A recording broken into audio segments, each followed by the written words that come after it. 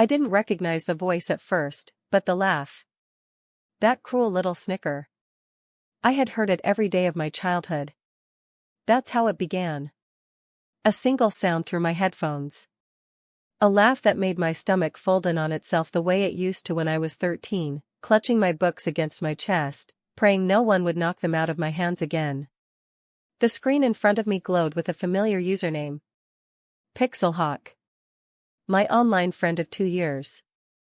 The person who had stayed up with me on late nights, talking about games, dreams, frustrations, and heartbreaks.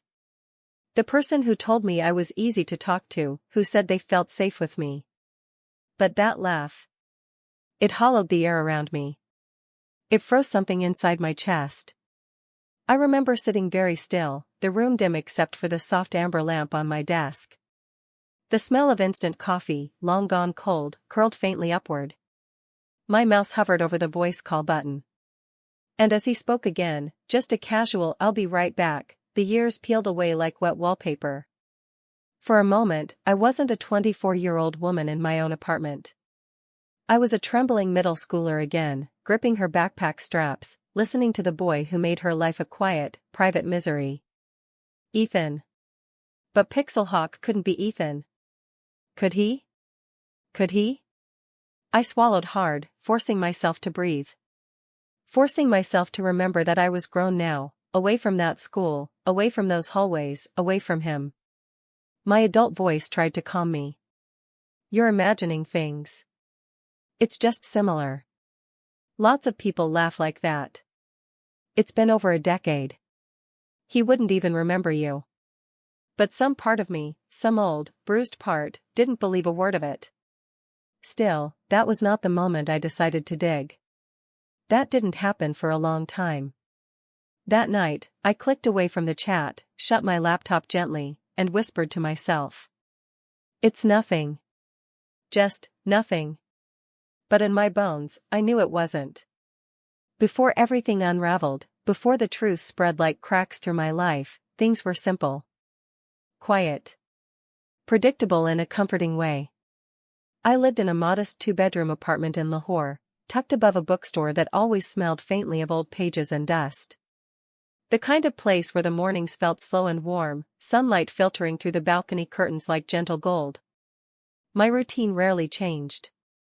Every morning, I made chai with ginger and cardamom, letting it simmer while I toasted bread or heated leftover paratha.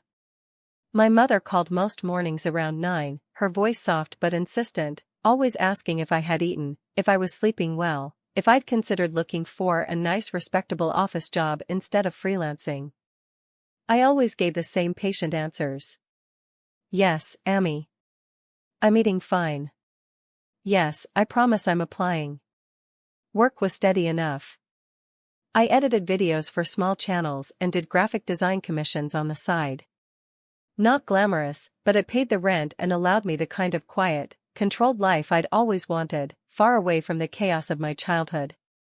And then there was Pixelhawk. He slipped into my life almost accidentally. 2 years ago, in a gaming forum, he had replied to one of my comments with something funny, something clever enough to make me laugh aloud. We moved to private messages, then to Discord. What started as short exchanges became long nightly conversations. He told me he lived somewhere in the city, but never said where exactly. He said he was a software developer, a bit introverted, liked old movies, hated coriander, collected mechanical keyboards, and had a sister he adored. I liked that about him, how gentle he seemed with her. How he spoke about caring for her after their father died. How he shared pieces of his life with hesitation, like someone who wasn't used to being listened to. He wasn't a romantic interest. Just a presence. A steady, comfortable voice on the other end of the call. I didn't have many friends offline. It wasn't that I didn't try, it's just that growing up the way I did had a way of shrinking you quiet inside. Of making you feel like any moment, someone might be waiting to laugh at you again. So his companionship, it mattered. More than I first realized. Every night, after I finished my work, we played games or watched videos together. Sometimes we spoke for hours about nothing, about traffic, life frustrations, memories of childhood he claimed were boring. He asked things too, gentle questions no one had asked me before. What made you choose graphic design? Do you draw outside of work? Do you ever feel lonely? Questions that lingered after the call ended. But he never asked too much. Never pushed. Never made me feel small or stupid. Not like Ethan. Ethan had been lightning in a bottle, violent, unpredictable, careless. The kind of kid teachers described as charismatic while the rest of us flinched at his footsteps. He didn't bully everyone, only a select few. And somehow, I was one of them. He used to mock my stutter. Used to kick my chair as he walked by. Used to whisper cruel things under his breath, soft enough that only I could hear. Don't talk, nerd. Try not to cry today. You look like you smell like books. It was always subtle enough to avoid suspension. Always calculated enough to hurt. And eventually, he got bored of me. But the damage lingered. I thought I had moved past all that. Grown out of it. Healed. And then that laugh, Pixelhawk's laugh, dragged something back to the surface. Still, I convinced myself it was coincidence. The city was huge. Voices could sound similar. I told myself all of this because I wanted to believe it. Because believing otherwise felt like reopening a wound I had spent a decade trying to forget. So for weeks, I brushed it off. Whenever he laughed again, just a little too sharp, a little too familiar, I dismissed the sting in my chest. Whenever he said something that reminded me vaguely of Ethan's bold tone, I told myself I was reading into it. Because you don't expect the person who comforts you at night to be the same person who tormented you as a child. But life has a way of circling back on us. Pain has a way of finding its own reflection. And betrayal. Betrayal always arrives quietly at first. In little clues. Little coincidences. Little sounds. Sounds like a laugh. I wish I could tell you that my unease faded. That I brushed it off and kept living as if nothing had happened. But our minds don't work that way, not when old wounds recognize old patterns. The first real clue showed up about 2 weeks later. It was a small thing. A passing comment. One of those moments so ordinary that most people would forget it immediately. But I didn't. We were in the middle of a late-night gaming session, and I was telling him about a client who kept changing her brief. I laughed, a little embarrassed, and said, "She reminds me of one of my teachers in school. Always changing their mind at the last minute." Pixelhawk chuckled and replied casually, "Sounds like Mrs. Javed." My fingers froze on the keyboard. I hadn't said the teacher's name. Hadn't mentioned the school. Hadn't even hinted at the district, the neighborhood, nothing. It was a perfectly normal statement for anyone else. But to me, it felt like the room suddenly tilted. I swallowed. How do you know her name?" He cleared his throat. "Oh, sorry, I just meant, every school has that one teacher, right? Javed is a common name." But his voice wavered. Only slightly. Only enough for someone who lived through fear of him to notice. I let it go. On the surface, at least. But inside, something curled tight. That night, even after we ended the call, his words shimmered at the edges of my thoughts. Like a puzzle piece that didn't belong, but clicked anyway. Mrs. Javed. The exact teacher who used to scold Ethan for talking too much. The same teacher who once pulled me aside after class and asked if everything was all right at home, because she saw the way my hands always trembled. Coincidence, I told myself again. Coincidence. But fear remembers. Fear keeps score. And over the next week, more clues began to surface, quietly, like footsteps behind me that I couldn't prove were there. We were arguing lightly about which neighborhoods in Lahore had the best street food. I mentioned mine. He responded, "Oh, the corner where the old bakery used to be?" My blood paused. I had never mentioned a bakery. Never described the street. Never shared anything beyond vague orientation. I asked him directly. How do you know that? He hesitated for one breath, just one, but it was enough. I mean, I used to explore the city a lot. I probably passed by. But my neighborhood, it wasn't the kind you passed by. It was tucked behind a college campus, tight streets, narrow alleys, easy to miss unless you lived there. And he said it too quickly. Too confidently. Like someone remembering a place they used to know well. This one didn't feel like a clue at first. More like a sting. A flash of something too familiar. I was venting about my stutter, the one that appears when I'm tired or stressed. I wasn't emotional, just being honest. He responded with a chuckle under his breath. Not unkind. But sharp. The same tone Ethan used to use. The same amused, dismissive sound that used to send heat crawling up my neck in shame. Pixelhawk quickly softened his tone, realizing I'd gone quiet. Hey, I didn't mean it like that. I just think you're, cute when you stumble over words. He said it like a joke. But the words, cute when you stumble, felt too familiar. Too heavy. Exactly the kind of line Ethan used when he tried to pretend he wasn't bullying me. And suddenly, a thought pressed itself into my mind, dark, unwelcome, but impossible to push away. What if he knows who I am? What if he recognized me first? The idea chilled me. Not because of him knowing. But because of the possibility that for 2 years, I had been opening my life, my thoughts, my vulnerabilities, to the one person who once delighted in tearing me down. I wish I could say I confronted him right then. Demanded answers. Cut him off. But trauma doesn't always roar. Sometimes it hides. Whispers. Second guesses itself. I kept talking to him. I laughed at his jokes. I shared memes. I asked about his day. On the surface, nothing changed. But underneath, suspicion gnawed at me like something alive. Every time he laughed, some part of me flinched. Every time he said something familiar, a memory would pulse behind my eyes. I began studying his voice. His phrasing. The cadence of his laughter. The way he stretched certain vowels when he was excited. Things you don't notice unless you've heard them before. And I had heard them before. Maybe not exactly. Maybe not perfectly. But near enough to make my stomach twist. One night, after we ended a call earlier than usual, I found myself sitting in bed, clutching my blanket, feeling small in a way I hadn't felt since childhood.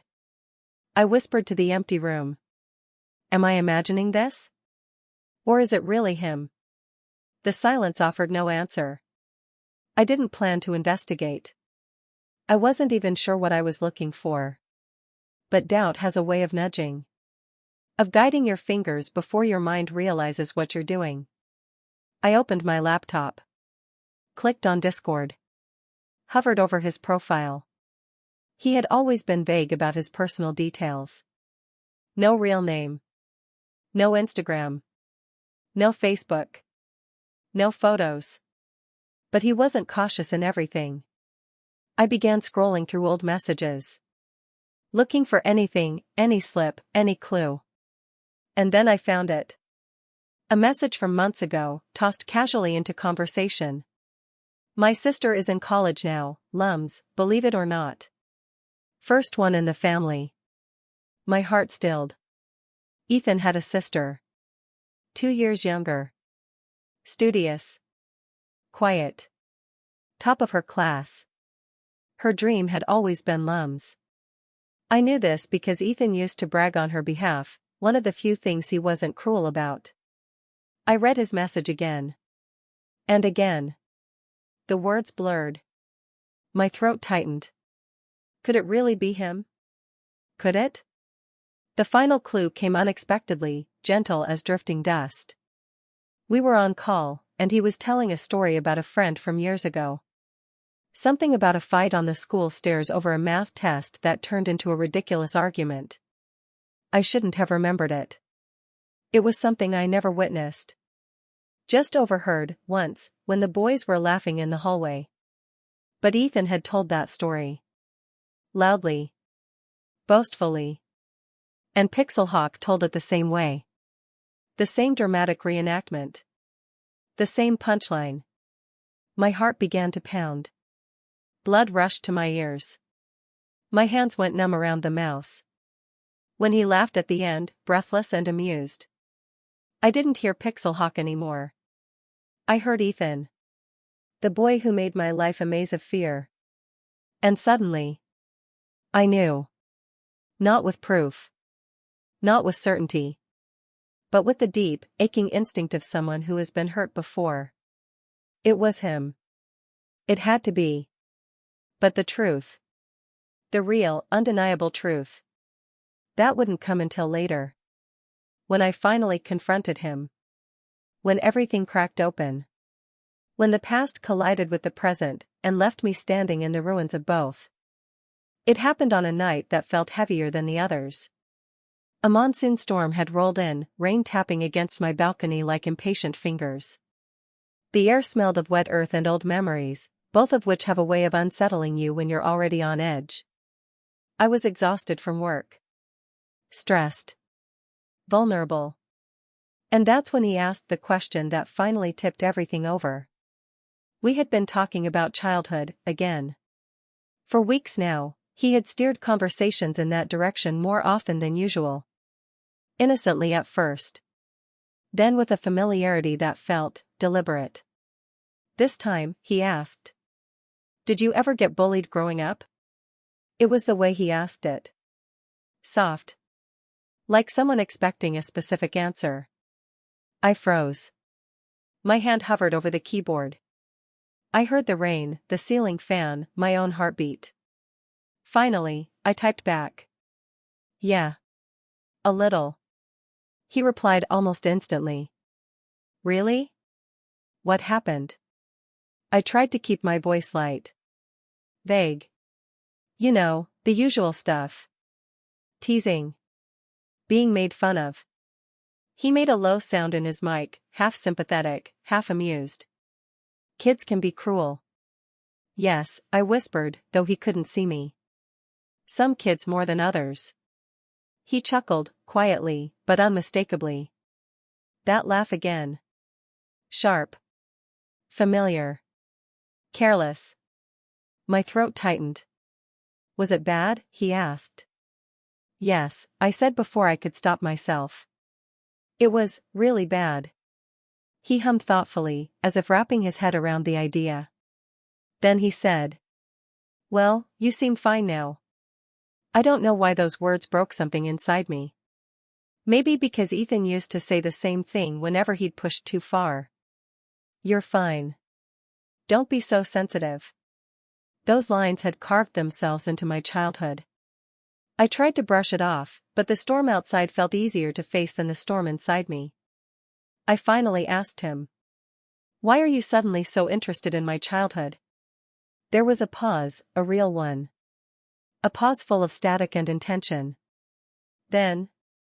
I just want to know you better. But his tone was too smooth. Too controlled. The kind of voice someone uses when they're choosing their words carefully. A voice I knew too well. A few minutes later, he slipped again.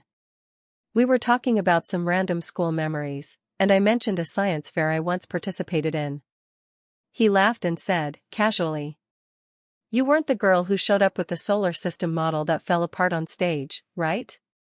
My body went cold. Because that happened to me. Exactly to me. And only people from my school saw it. Only they knew. My voice trembled slightly as I spoke into the mic. How do you know about that? He didn't answer at first. Not for several long seconds. Then he said. I think you told me once. No, I whispered. I didn't. Silence again. Not the comfortable, companionable silence we'd shared over the years. A heavy one. Like someone realizing they walked into a trap of their own making. He quickly added, I saw a meme about it once. Must be mixing it up. But the excuses were crumbling. And my fear had turned into something sharper. Not anger. Not yet. Something closer to clarity. I said quietly. Pixel, what's your real name? He laughed again, too quickly. Why does that matter? Because I think I know it. That stopped him. Completely. The rain felt louder. The fan clicked faintly overhead. My pulse throbbed in my ears. Then he said, voice flat. Who do you think I am? I swallowed. My voice came out smaller than I wanted. Ethan. Another silence. Then. A single, familiar exhale. Half amused. Half tired. Exactly the way Ethan used to sigh when a teacher caught him doing something wrong. And that was all the confirmation I needed. But still. I needed to hear it. Is that you? I whispered. Is your name Ethan? He didn't deny it. Didn't laugh it off. He just said, quietly. I wondered how long it would take you. My breath left my body all at once, like someone had knocked the wind out of me. It was him. The boy who made my school years feel like a long hallway I couldn't escape. The boy who laughed when I cried. The boy who called me nobody for years. And he'd been in my life, again, for 2 whole years. As my comfort. My friend. My late-night companion. I didn't cry. Not then. I just sat there, every muscle trembling, and whispered. Why? He exhaled sharply, like the question irritated him. Why what? Why talk to me? Why pretend to be someone else? He hesitated. Then said something I never expected. I didn't recognize you at first. Not until you told me your neighborhood. Then a few things clicked. And I don't know. His tone softened, almost apologetic. I thought you were different now. Stronger. You didn't seem like the girl I knew back then. The girl he destroyed back then. He continued. I didn't think you'd want to talk to me if you knew. So I kept it quiet. I felt sick. So you lied. I didn't lie, he replied too fast. I just didn't correct anything. I closed my eyes, trying to understand this tangled mess. You bullied me, I whispered. You made me feel worthless. 4 years. His voice hardened slightly. I was a kid. So was I. He didn't respond to that. The rain pounded harder outside, thunder rumbling like angry footsteps across the sky. Then he said. You're overreacting. And that was the moment everything shattered. The moment I realized he wasn't sorry. Not truly. Not in the way that mattered. He wasn't reconnecting because he'd changed. He was reconnecting because he didn't think he'd done anything wrong in the first place. Because he thought I wouldn't matter enough to remember. I whispered, voice cracking. You shouldn't have come back into my life. He scoffed softly. You came into mine. My stomach twisted. He had turned it around. Just like before. I knew right then that this discovery wasn't the end. It was only the beginning.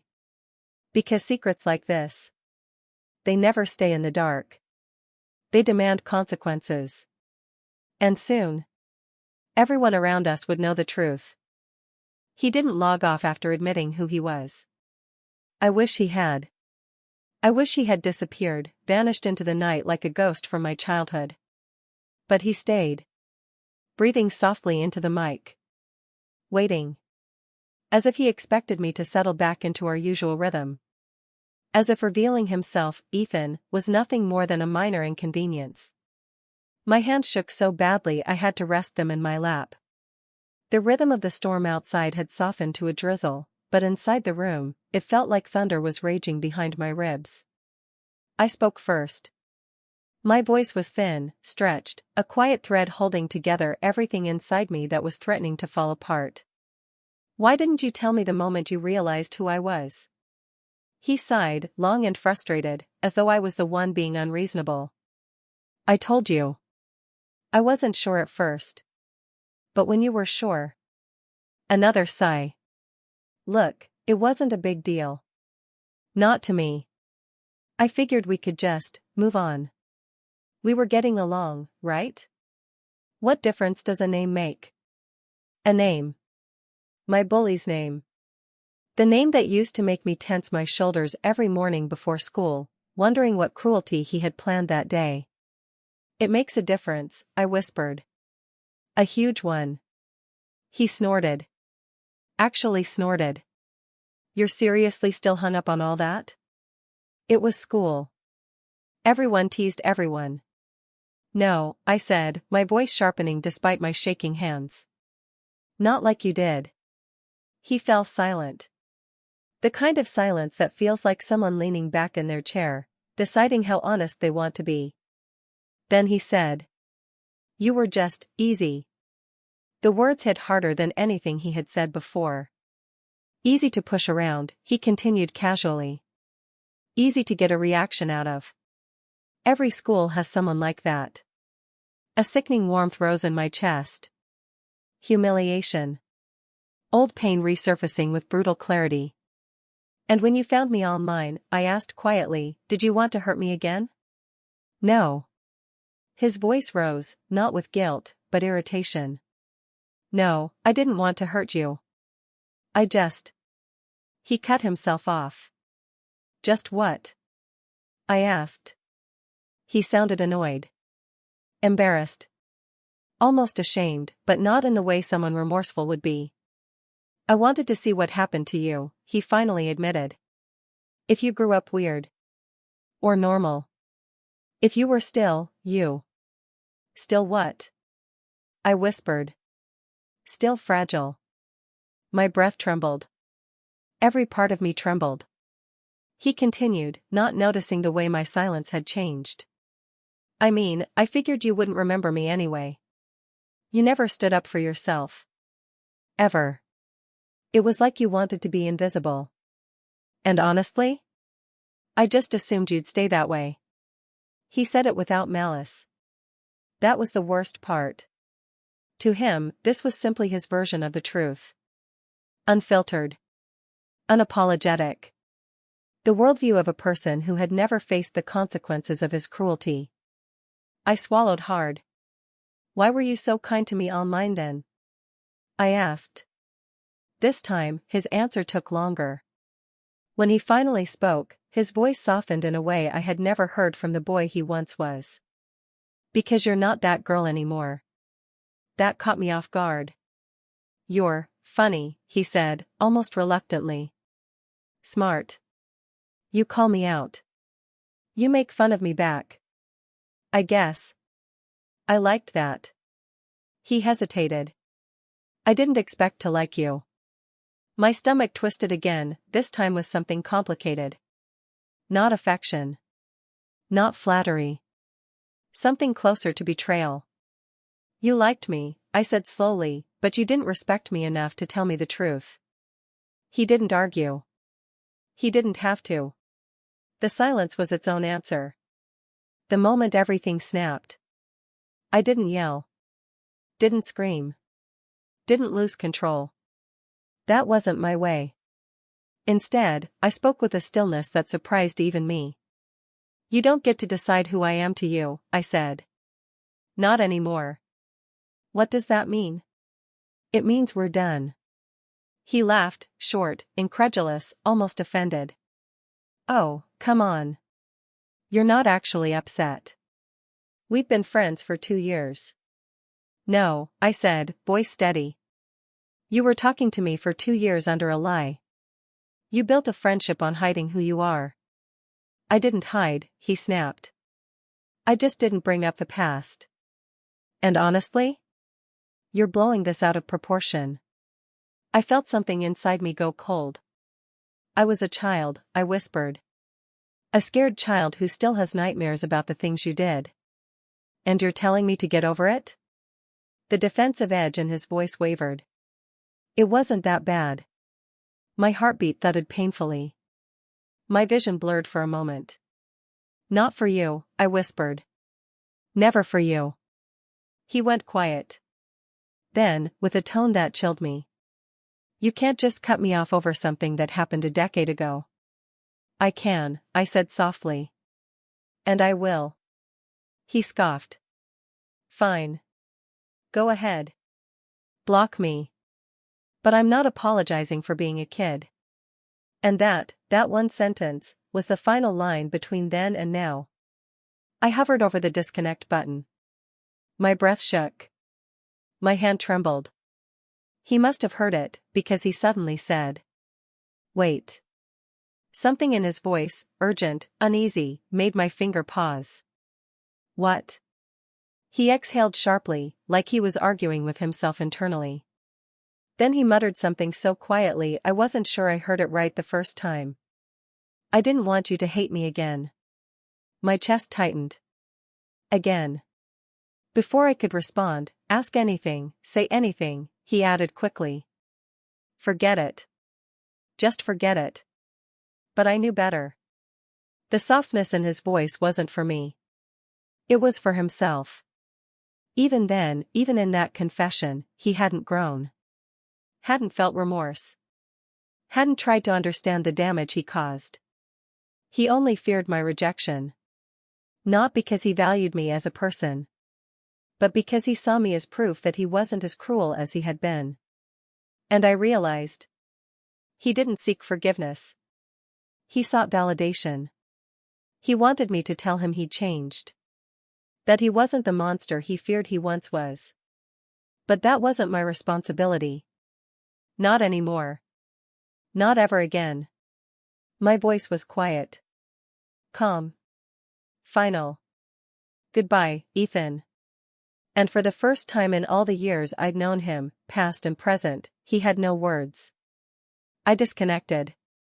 The call ended. But the storm inside me had only begun. Because the moment I blocked him, my phone buzzed. A message from an unknown number. A message I would recognize anywhere. We need to talk. And the past. The past was not done with me yet. I opened the folder, expecting maybe some receipts or old photos. But inside was a single USB drive. My hands were shaking. I plugged it into my laptop. There was only one video file. Watch when she turns 21. My breath caught in my throat. The video loaded, grainy, but clear enough. And then, my grandmother appeared on the screen. She looked sick, older than I remembered, but her eyes were the same, soft, kind, and full of something I couldn't name. She took a shaky breath. "Sweetheart, if you're watching this, then I'm gone." I froze. She continued. "I need to tell you something your parents never wanted you to know. Something I should have told you years ago, but I was afraid." My chest tightened. "You've always wondered why your parents hated me. Why you weren't allowed to visit. Why I kept sending you gifts they threw away." My eyes widened. Thrown away? I never saw any gifts. "But it's time you knew the truth," she said. Her lips trembled. "Your parents, they stole something from you. Something that was yours since the day you were born." My heart was pounding so loud I could hear it. "They were terrified that if you found out, you'd leave them. That you'd choose me." She leaned closer to the camera. "You deserve to know who you really are." I whispered, "What do you mean?" And then she said the words that shattered my entire life. "Your parents are not your real parents." The room spun. My grandmother wiped a tear. "They took you from your real mother. And they spent years making sure you never learned the truth." I covered my mouth, trying not to scream. "And sweetheart, if you want answers, you'll have to go back to where it all started." She held up an old photograph. It was a hospital. And a date. The day I was born. The video cut off. The screen went black. I just sat there. Staring. Breathing like the walls were closing in. My whole life. My whole identity. A lie. I didn't sleep that night. I couldn't. Every time I closed my eyes, I saw my grandmother's face on that old video. Her voice repeating the same sentence that kept stabbing me in the chest. Your parents are not your real parents. By sunrise, I'd made up my mind. I grabbed the photograph from the video, the hospital name barely visible but still readable. St. Mary's Women and Children's Hospital. An hour later, I was standing in front of it. It looked abandoned. Boarded windows. A rusted gate. Like a place that had seen too many stories and kept every secret buried inside. I forced myself to walk closer. There was a small sign near the entrance. Archives, temporary office. I followed the arrow to a portable trailer next to the building. Inside, an older woman sat behind a desk, typing slowly. She didn't even look up when she said, "Name and purpose?" I swallowed hard. I'm trying to get birth records. From 21 years ago. She sighed, the kind of sigh that told me she dealt with a lot of people who weren't ready for the answers they were looking for. Full name? I hesitated. What name was I supposed to give? The one my parents gave me. Or the one my grandmother hinted might not even be mine? I finally whispered it. She typed for a while, then frowned. No birth record under that name at this hospital. My stomach dropped. I forced myself to breathe. Can you check under the date instead? The exact day? She looked annoyed but typed again. After a few seconds, she paused. There was a record. 1. A baby girl. But the name field didn't match mine. I stepped closer. What was the name? She turned the monitor toward me. I felt my knees weaken. It wasn't my name. It wasn't even close. Then she said something that made my blood turn cold. This baby's file is restricted. Only biological family can access it. I whispered, I am the family. She eyed me carefully, studying my face. My trembling hands. My panic. Then she asked quietly. Did someone recently tell you something that changed everything? I nodded. She exhaled like she'd seen this before.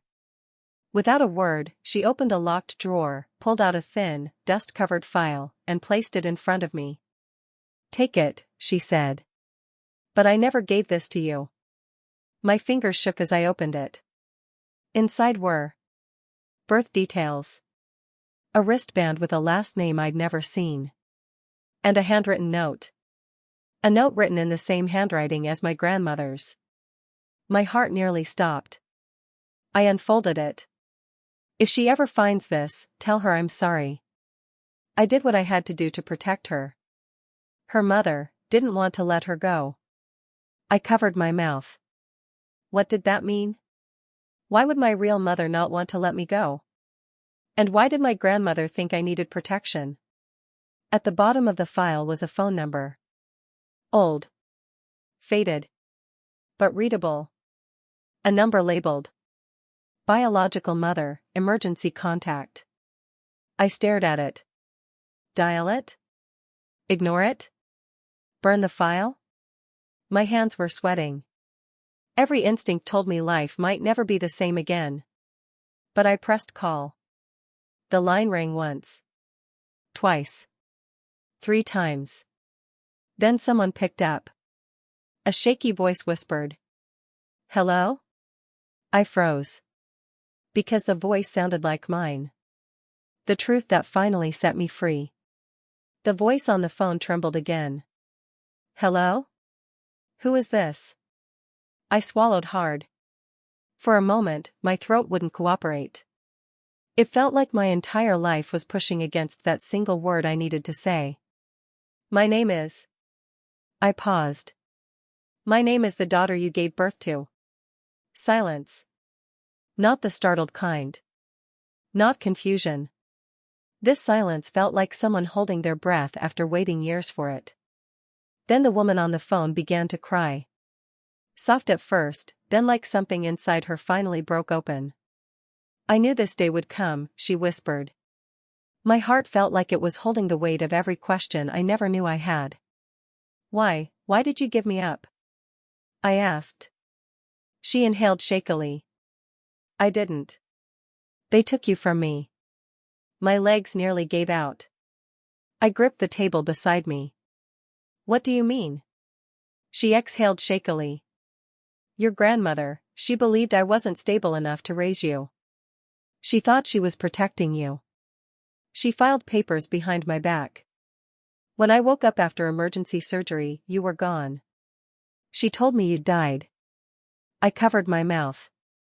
That's why she left that video, I whispered to myself. She hadn't meant to destroy my faith. She'd meant to give me the truth she never had the courage to say out loud. My real mother continued, voice trembling. I spent years trying to find you. But she moved. Changed numbers. I finally realized she'd disappeared with you. I'm not angry anymore. I just wanted to know you were alive. I sank to the floor slowly, letting her words wrap around me. All those years. The gentle lies. The secrets buried under Sunday breakfasts. The unspoken tension in my grandmother's eyes whenever I asked about the past. Now it made sense. She'd done something she believed was right. Something she thought was saving me. But it had broken another woman in the process. And somehow, both of them loved me in their own imperfect way. I want to meet you, I whispered. On the other end, I heard a long, shaky breath. I would like that very much. We met 3 days later. She looked like me. Same eyes, same tilted smile, same nervous way of twisting her fingers when anxious. Her first words? You're real. We talked for hours. She told me about her struggles back then, young, hospitalized, alone, overwhelmed. My grandmother saw danger everywhere. She stepped in with force instead of compassion. And yet, I couldn't hate either of them. My life was built on someone else's fear. And someone else's love. Over the next months, I visited her often. We didn't force the word mother on anything. We let it grow in the spaces between conversations, like a fragile plant learning the shape of sunlight. And my parents, the ones who raised me. They took the truth with trembling grace. My mother cried as she held the file. We didn't know everything, she whispered. We trusted what we were told. My father simply hugged me. You were always our daughter. Family suddenly felt less like bloodlines. And more like overlapping circles. Messy, complicated, but still connected. As for my grandmother. Her secrets didn't break us. They made us talk. Made us heal. Made us face the shadows she tried so hard to silence. When I finally stood at her grave, I placed the file gently beside the headstone. I understand now, I whispered. You were scared. You tried your best. And I'm choosing to forgive you. The wind moved through the trees, soft and warm. For the first time in months, my chest felt light. I walked away knowing one thing. The truth didn't ruin me. It rebuilt me. Life has a way of revealing the things we were never meant to carry alone. Sometimes the truth hurts. But sometimes it frees us in ways we never expected.